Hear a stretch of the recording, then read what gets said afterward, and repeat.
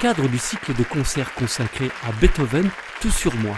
Le pianiste Giovanni Ballocchi et l'acteur Francis Huster se sont produits sur la scène du théâtre Gérard Philipe pour interpréter Le songe d'une nuit d'été. Un hommage à l'un des plus grands hommes d'œuvre dramatiques, l'anglais William Shakespeare. Une première en France, les deux artistes se sont confiés au micro de Maurienne TV. Oui, la collaboration entre la musique, la littérature, le théâtre a toujours existé. Donc c'est quelque chose que dans le romantisme, on pratiquait tous les jours, pratiquement. J'imaginais ça car en pensant des rencontres idéales entre Balzac, entre Liszt, Chopin, Delacroix, George Sand, logiquement c'était un moment extraordinaire et ça a inspiré énormément de pianistes à partir de Beethoven justement, par la tempête, Chopin qui a assisté à une représentation d'Hamlet à Paris et immédiatement la nuit suivante il a composé un nocturne que je jouais ce soir. Donc j'imaginais que mon rêve personnel aurait été celui de revivre la même condition, la même situation que ces génies avaient eue. Mon projet n'en aura sur lui que plus d'effet. Cassio est un homme accompli. Voyons, à présent. Ce qui est merveilleux avec Shakespeare, c'est que c'est, contrairement à ce qu'on pense, c'est pas un auteur du passé moyenâgeux, avec des règles structurées. C'est l'inventeur du cinéma. Tout est moderne. Il n'est absolument pas cloisonné par les Alexandrins comme la France. Dans Shakespeare, Othello étrangle Desdémone devant les spectateurs. Coriolan se fait lyncher. Jules César se fait assassiner. Roméo et Juliette s'empoisonnent. En France, non. C'est interdit. On va en coulisses. Et Camille se fait tuer par son frère Horace en coulisses. Et en France, on a des tirades comme ça.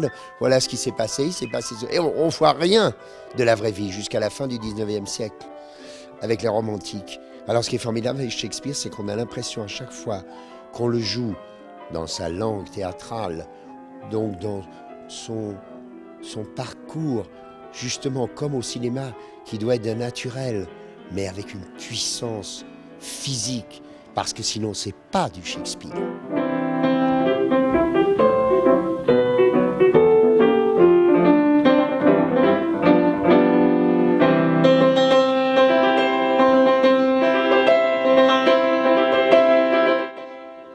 Regardez, mutilé par des traîtres.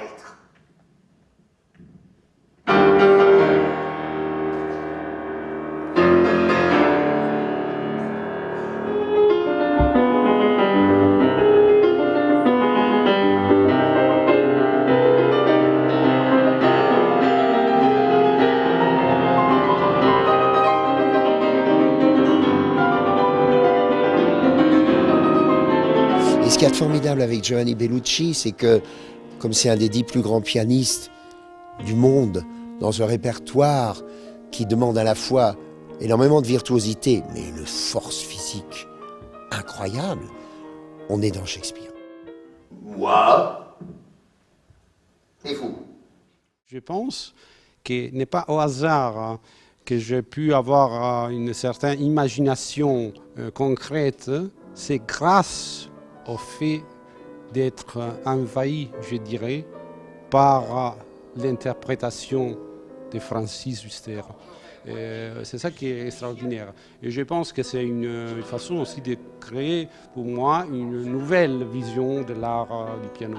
Ça inspire énormément, je pense, la voix humaine lorsqu'elle est en si haut degré de maîtrise, non pas simplement poétique, mais aussi technique. Il faut une technique véritable pour faire ça. C'est-à-dire avoir la maîtrise absolue des accents, des pauses, des silences, des variations de couleurs, des sons. C'est quelque chose qui appartient au domaine musical. C'est une musique de la voix.